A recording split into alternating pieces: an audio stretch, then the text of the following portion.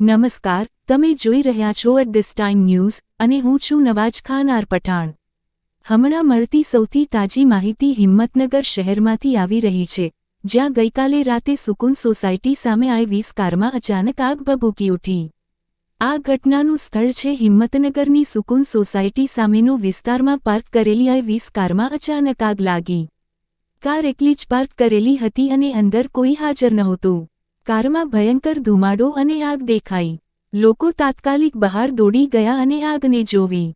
તરત જ ફાયર બ્રિગેડને જાણ કરવામાં આવી।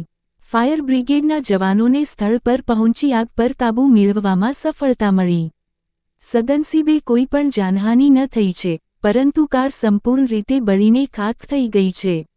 પ્રાથમિક તપાસ મુજબ આગનું કારણ ઇલેક્ટ્રિકલ શોર્ટ સર્કિટ હોવાનું અનુમાન લગાવવામાં આવી રહ્યું છે। વધુ સમાચાર અને અપડેટ્સ માટે જોડાયેલા રહો એટ ધીસ ટાઈમ ન્યૂઝ સાથે। Reporter Nawaz Khan R Pathan.